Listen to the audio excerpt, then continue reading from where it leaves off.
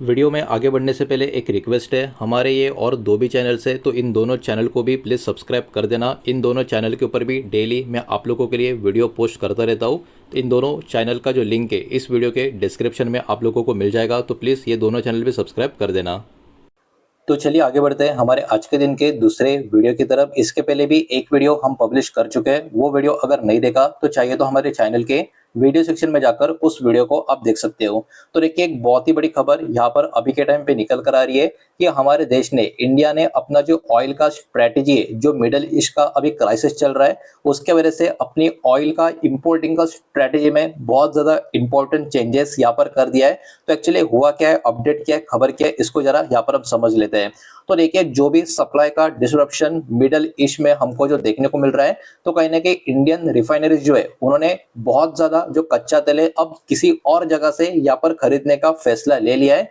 इसमें रशिया का नाम नजर आएगा, वेनेजुएला का नाम नजर आएगा और वेस्ट अफ्रीका का नाम आपको नजर आएगा। इसका मतलब क्या? इसका मतलब मिडल ईस्ट में अगर बहुत ज्यादा कुछ इशू हो गया और वो स्ट्रेट ऑफ हॉर्मुज बहुत समय के लिए बंद भी हो गया, तो कहीं ना कहीं इंडिया को उसके वजह से बहुत प्रेशर भुगतना नहीं पड़ेगा, बिकॉज इंडिया ने अल्टरनेटिव अरेंजमेंट यहाँ पर रशिया, वेनेजुएला और वेस्ट अफ्रीका के साथ यहाँ पर अपना कच्चे तेल का बाइंग के ऊपर कर लिया है। अब देखिए, इसके पीछे के जो मेन रीजन है ये भी कुछ यहाँ पर निकल कर आ रहे हैं। एक्चुअली सऊदी अरेबिया जो है उन्होंने ऑयल का प्रोडक्शन भी यहाँ पर अपना कम कर दिया है और प्रॉब्लम कहीं ना कहीं स्ट्रेट ऑफ हॉर्मुज का जो शिपिंग रूट है वहां पर भी लगातार कंटिन्यू हो रही है और लगातार बढ़ती भी जा रही है, जो आने वाले समय में बहुत बड़ा प्रॉब्लम क्रिएट कर सकती है।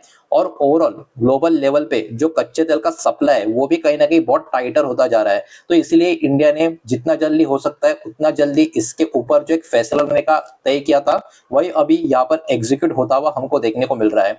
अब देखिए, मिडिल ईस्ट का सप्लाई एक बहुत ही बड़ा प्रॉब्लम क्यों बना हुआ है, तो ओपेक प्लस का जो ऑयल सप्लाई है वो अप्रैल 2026 में शार्पली यहाँ पर हमको गिरता हुआ नजर आ रहा था। गल्फ का जो कंट्री है वो कहीं ना कहीं ऑयल का प्रोडक्शन अपना कम कर रहे हैं और शिपिंग का जो खतरा है वो और भी मिडल ईस्ट का रीजन में बढ़ता हुआ नजर आ रहा है, ये तो आप लोगों को पता ही है।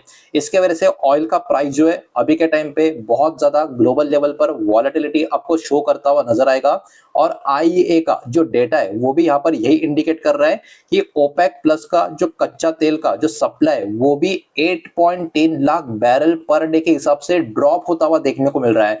मतलब कहीं ना कहीं गल्फ रीजन में कहीं ना कहीं किसी ना किसी रीजन से जो ऑयल का प्रोडक्शन काफी पहले हाईएस्ट लेवल पर होता था उसमें लगातार क्या हो रहा है, कटौती होती हुई हमको नजर आ रही है।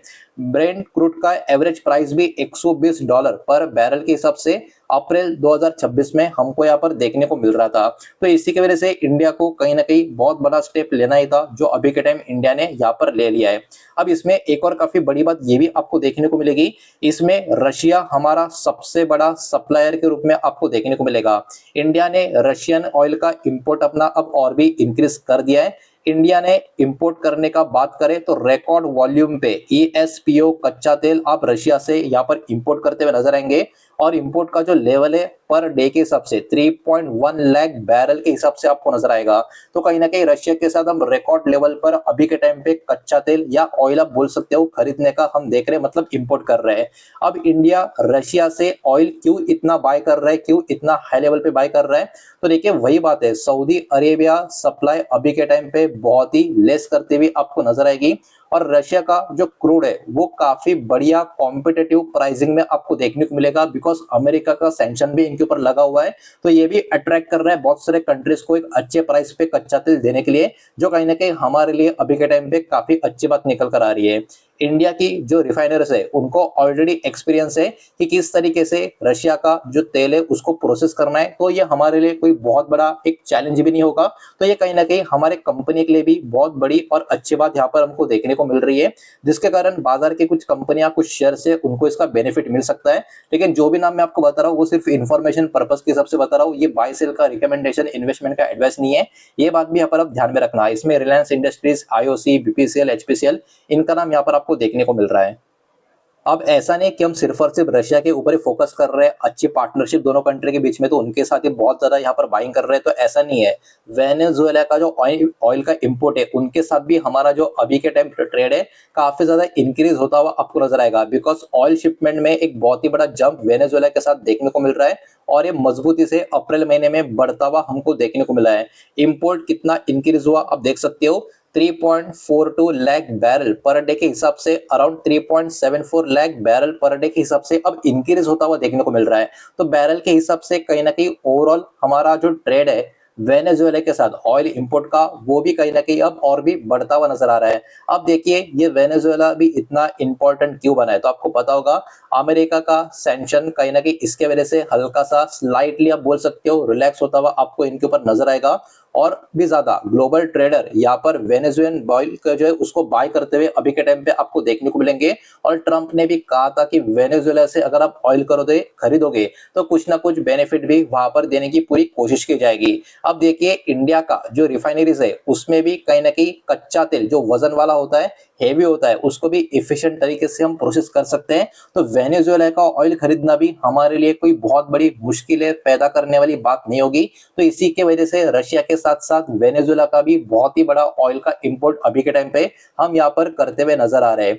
वेस्ट अफ्रीका भी इस पिक्चर में एंट्री करता हुआ आपको नजर आएगा। एशिया के बहुत सारे जो रिफाइनर्स है वो कहीं ना कहीं बैकअप ऑयल का सप्लाई का एक पर्टिकुलरली पोजिशनिंग ढूंढ रहे थे, जिसमें कहीं ना कहीं डिमांड जो वेस्ट अफ्रीकन कच्चे तेल की है वो लगातार इंक्रीज होते हुए हमको देखने को मिल रही है। और अब कंपटीशन एशियन बायर्स में बहुत ज्यादा मजबूत यहाँ पर बना हुआ है वेस्ट अफ्रीका का बैकअप के लिए यहाँ पर कच्चा तेल उठाने का। अब देखिए इसमें कुछ खतरे भी हमारे कंट्री के लिए आपको देखने को मिलेंगे। सबसे बड़ा प्रॉब्लम तो बना रहेगा कच्चे तेल का प्राइस। तो देखिए जियोपॉलिटिकल टेंशन जो है वो कहीं ना कहीं ऑयल का जो प्राइस है उसको प्रीमियम लेवल पर ऐड करते हुए आपको नजर आएंगे। और ऑयल का प्राइस अभी भी क्या है, स्टेबल है क्या? बिल्कुल नहीं, अनस्टेबल है। इसमें कभी भी कुछ भी हो सकता है और ज्यादा करके चांस है प्राइस ऊपर की तरफ चला जाए, जो बिल्कुल भी अच्छी पॉजिटिव बात हमारे लिए नहीं होगी। सप्लाई का भी अनसर्टेनिटी यहाँ पर बना हुआ है। रशिया और वेनेजुएला की बात करें तो दोनों कहीं ना कहीं जियोपॉलिटिकली अभी के टाइम पे काफी रिस्क यहाँ पर हमको देखने को मिल रहा है। ओवरऑल फ्यूचर के सैंक्शंस की बात करें, कॉन्फ्लिक्ट्स की बात करें, ये भी कहीं ना कहीं ऑयल का जो इंपोर्ट है उसको सप्लाई को हिट करते हुए नजर आ सकते हैं। रिफाइनरी के ऊपर भी प्रेशर आपको नजर आएगा। इंडियन पब्लिक सेक्टर का जो रिफाइनर्स है वो ऑलरेडी ऑपरेट कर रहा है अपना मैक्सिमम कैपेसिटी पे। मतलब देखिए प्रॉब्लम एक्चुअली ऐसा नहीं कि कोई टेंशन वाला है, हम ऑलरेडी जो हमारा मैक्सिमम लिमिट है हमारे रिफाइनरीज का हम उस पे ही काम कर रहे हैं। तो और भी अगर यहाँ पे बहुत ज्यादा एडिशन हो गया तो ऑब्वियस सी बात है रिफाइनरी के ऊपर भी प्रेशर आता हुआ हमको देखने को मिलेगा। ओवरऑल बात करें ग्लोबल लेवल पे तो डिमांड का वीकनेस भी हमको देखने को मिल रहा है। अब क्योंकि कच्चे तेल का प्राइस लगातार ऊपर की तरफ है तो ग्लोबल फ्यूल का डिमांड कहीं ना कहीं धीरे धीरे रिड्यूस होता हुआ देखने को मिल रहा है। और डीजल जेट फ्यूल की बात करें उनका डिमांड कहीं ना कहीं अभी के टाइम पे बहुत ज्यादा कमजोरी की तरफ बढ़ता हुआ यहाँ पर नजर आ रहा है। तो खबर तो अपने आप में काफी बढ़िया निकल कर आ रही है, लेकिन इन द एंड हम यहाँ पर इंपोर्ट कर रहे हैं तो बहुत सारे प्रॉब्लम्स भी यहाँ पर बने रहेंगे, ये बात भी हमको पता होने चाहिए। अब देखिए खबर इतनी बड़ी है तो इससे कनेक्टेड कुछ स्टॉक है जिनके ऊपर इसका इंपैक्ट आ सकता है, वो भी देखेंगे। लेकिन जो भी नाम मैं आपको बता रहा हूँ सिर्फ और सिर्फ इन्फॉर्मेशन पर्पज के हिसाब से, बाय सेल का रिकमेंडेशन नहीं है, इन्वेस्टमेंट का एडवाइस नहीं है, ये बात भी यहाँ पर आप ध्यान में रखें। इसमें Reliance industries, IOC, BPCL, HPCL, shipping corporation of India, great eastern shipping company, इनके नाम यहाँ पर आपको देखने को मिलेंगे।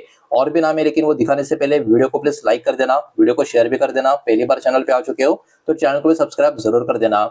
और भी ऐसे कुछ स्टॉक है, सेक्टर है जिनके ऊपर भी कहीं ना कहीं मार्जिन प्रेशर की वजह से ऑयल का प्राइस जो ऊपर की तरफ लगातार जा रहा है और गया तो मार्जिन का प्रेशर भी इन कंपनी के ऊपर आ सकता है। तो देखिए यहाँ पर मैं कुछ कंपनी के नाम जो आपको बता रहा हूँ तो कहीं ना कहीं इनको सेक्टर के हिसाब से भी देख लो। इंटर ग्लोब एविएशन मतलब एविएशन इंडस्ट्री के ऊपर भी आपको फोकस रखना पड़ेगा। एशियन पेंट मतलब पेंट इंडस्ट्री के ऊपर भी फोकस रखना पड़ेगा। पीडीलाइट इंडस्ट्री की बात करें तो कहीं ना कहीं केमिकल से कनेक्टेड जो प्रोडक्ट्स है उनके ऊपर भी आपको फोकस रखना पड़ेगा। मारुति सुजुकी इंडिया यानी ऑटो इंडस्ट्री के ऊपर भी आपको फोकस होना चाहिए। और अल्ट्राटेक सीमेंट मतलब सीमेंट इंडस्ट्री के ऊपर भी फोकस होना चाहिए, बिकॉज अगर ऑयल का प्राइस बहुत ज्यादा बढ़ गया तो मार्जिन का प्रेशर भी इन इंडस्ट्री के ऊपर आता हुआ हमको नजर आ सकता है। फ्यूचर के आउटलुक की बात करें तो एक्सपर्ट का एक्सपेक्टेशन क्या है, तो देखिए हॉर्मुज का रूट अगर पूरी तरीके से खुल भी गया तो सप्लाई कहीं ना कहीं 2026 तक काफी टाइट रह सकते हैं। ऑयल का प्राइस कहीं ना कहीं ग्लोबल लेवल पर और भी परेशानियां यहाँ पर खड़ा कर सकता है। और एवरेज ऑयल का प्राइस कहीं ना कहीं $85 पर बैरल के हिसाब से कहीं ना कहीं एक्सपेक्टेशन अभी के टाइम पे लगाया जा रहा है। और पॉसिबल स्पाइक कहीं ना कहीं $95 पर बैरल के हिसाब से और भी इंक्रीज हो सकती है अगर टेंशन यहाँ से और भी बढ़ते हुए हमको नजर आ गए तो। उसके अलावा इंडिया का जो मेन चैलेंज अभी के टाइम पे बना हुआ है वो क्या है, अफोर्डेबल ऑयल प्राइस जो है उसको सिलेक्ट करना और हमारा ट्रेड को आगे लेकर जाना। जो सप्लायर्स है वो कहीं ना कहीं स्टेबल होने चाहिए, रिलायबल होने चाहिए। इसके ऊपर इंडिया का अभी के टाइम पे बड़ा फोकस है। और एनर्जी का जो सिक्योरिटी है उसको लॉन्ग टर्म ग्रोथ के लिए किस तरीके से आगे बढ़ाना है, इन सारे लेवल के ऊपर हमारा कंट्री अभी के टाइम पे बहुत सारी चीजों को बैलेंस करने की यहाँ पर ट्राई कर रहा है। तो ओवरऑल खबर, डेटा, रिपोर्ट अपने आप में काफी इंपॉर्टेंट थी, वही मैंने आपके सामने पर प्रेजेंट किए। सारा का सारा डेटा एजुकेशनल इंफॉर्मेशनल पर्पस के हिसाब से ये ग्लोबल मार्केट के जो डेवलपमेंट है, पब्लिकली अवेलेबल जो रिपोर्ट्स है, वही मैंने आपके सामने यहाँ पर प्रेजेंट किया है। किसी भी तरीके का इन्वेस्टमेंट का एडवाइस या स्टॉक का रिकमेंडेशन मैंने आपको दिया नहीं है, ना ही मैं आपको दे रहा हूँ। ये बात भी यहाँ पर आप ध्यान में रखें। उम्मीद करता हूँ वीडियो समझ आया होगा, पसंद आया होगा तो वीडियो को लाइक करें, दोस्तों शेयर करें। पहली बार चैनल पे आ चुके हो तो सब्सक्राइब भी कर देना। और कोई भी स्टॉक में निवेश करने से पहले खुद की स्टडी रिसर्च जरूर करें, फाइनेंशियल एडवाइजर की सलाह जरूर ले। मिलते हैं नेक्स्ट वीडियो में, धन्यवाद।